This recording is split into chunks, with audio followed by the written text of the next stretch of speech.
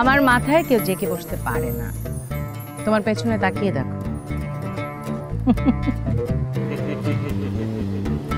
এটা আবার কে? আমি হইলাম গিয়ে আলাদিনের দৈত্য। আর একটা কথা বলবি তো আবার মারবো আমি। দেখি মারেন তো দেখি। এমন যদি হতো, এমন যদি হতো।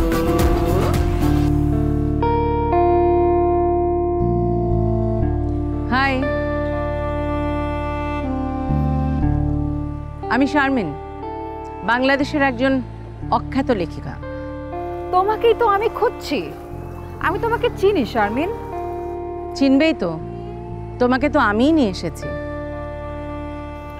শারমিন, সত্যি করে বলো, এই গল্পে আমার কি প্রয়োজন? গল্পের প্রয়োজনে তুমি আসোনি, তুমি আমার প্রয়োজনে এসেছো। তোমার প্রয়োজনটা শুনি। তোমার চরিত্রে এমন কিছু বৈশিষ্ট্য আছে যেটা আমার চরিত্রে নেই। বলতে পারো আমার ভেতরে এমন কিছু অপূর্ণতা আছে যা আমি তোমার ভেতরে দেখতে পাই। বিশাল বড় লোকের কন্যা, ইংল্যান্ডে প্রচুর সয় সম্পত্তি, ব্রিটিশ পাসপোর্টধারী, বাংলাদেশ সিক্রেট সার্ভিসের উপদেষ্টা হলেও বিসিআইয়ের দায়িত্ব পালন করছে। সুন্দরী আবার কঠিন, এটসেট্রা অ্যান্ড এটসেট্রা। তো আবার কি, তোমার মতো চরিত্র, নারী চরিত্র বাংলা সাহিত্যে আর একটি আছে? আমার চরিত্রটি অতিরঞ্জিত। কারো কারো কাছে মনে হতে পারে, আমার কাছে কখনোই মনে হয়নি। কেন? প্রীতিলতার নাম শুনেছ নিশ্চয়ই, ব্রিটিশদের বিরুদ্ধে তার বীরত্বের কাহিনী। সেটা যদি ঐতিহাসিক না হতো তাহলে প্রীতিলতার জীবনকে অনেকেই অতিরঞ্জিত বলতো। এরকম নারী চরিত্র আরও আছে, বলবো? আমি তোমার কথা বুঝতে পেরেছি। পুরুষতান্ত্রিক এই সমাজে নারীদের বীরত্বের কাহিনী বা কৃতিত্বের কথা কেউ স্বীকার করতে চায় না।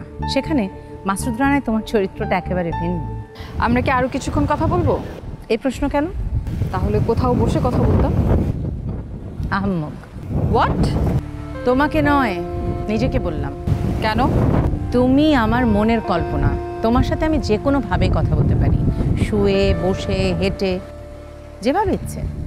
আমি যদি তোমার মনের কল্পনাই হই তাহলে আমার কথাগুলো তো তোমারই কথা, তা নয় কি? বোকার মতো প্রশ্ন করে ফেললে না? প্রশ্ন যদি বোকার মতো করে থাকি তাহলে তুমি বোকা, আমি না। বোকা, বোকার মতো প্রশ্ন। একটা কাজ করো সোহানা, তুমি এখন যাও। কেন? আমার সাথে তোমার কথা শেষ। তুমি এখন অন্য কারোর সাথে যে কথা বলতে পারো, যাও। আমি এখন তোমার মাথায় জেকে বসেছি, আমি কোথাও যাব না। আমার মাথায় কেউ জেকে বসতে পারে না। তোমার পেছনে তাকিয়ে দেখো।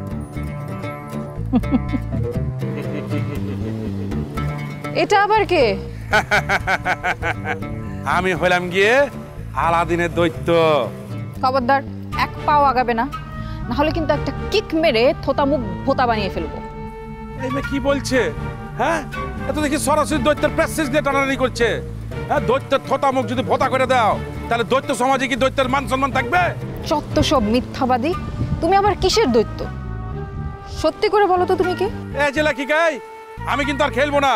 উনি তো আমাকে গুরুত্বই দিচ্ছে না। কেন আপনি ওনাকে বলেননি যে আপনার লেখার মধ্যে একজন দৈত্য আছে, আলাদিনের দৈত্য? একটু আগেই তো তুমি ওকে জানালে, ও তো বিশ্বাস করছে না। কেন বিশ্বাস করবে না গো? হ্যাঁ, আমি কত শুকনা হয়ে গেছি নাকি? আপনি ওনাকে বলেননি যে আমি 2500 বছর বোতলের মধ্যে ভরে ছিলাম?